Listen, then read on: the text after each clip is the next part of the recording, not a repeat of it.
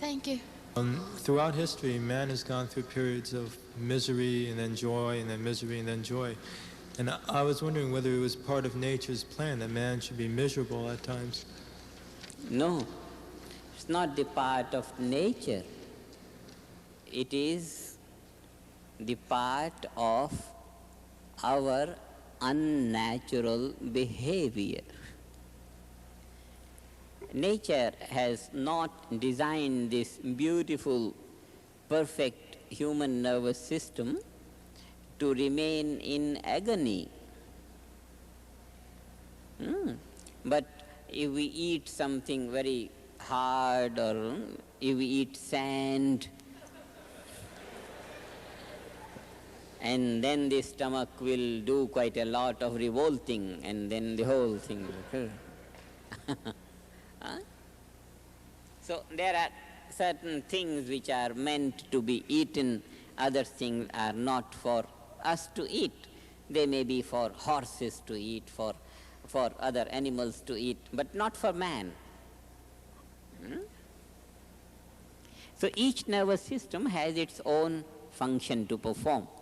Human nervous system has the function to perform, and in performing, he has to enjoy the waves of happiness, great joy, great love. All this is for man.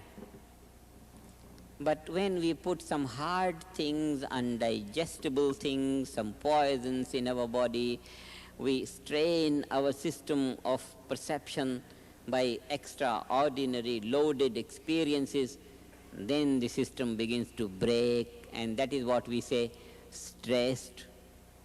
And these stresses cause abnormal behavior, and it is abnormality that comes to us as suffering. An abnormality is not designed or intended by nature. Not knowing how to behave with this most precious and delicate machine, we start to misbehave with it. And in our misbehavior, responsibility comes to us, and then we suffer. Suffering is not in the design of the Almighty, infinitely intelligent, merciful Creator. Suffering is not in His design. Particularly for man, it is certainly not in the design of God. Because someone very wisely said, man is made in the image of God.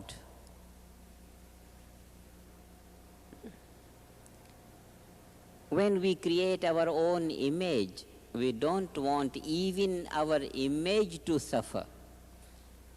We would not. We would not want our image to suffer. So when God created man in His image, He never designed man to suffer. Suffering is foreign to man's nature. Suffering is foreign to nature, that's all.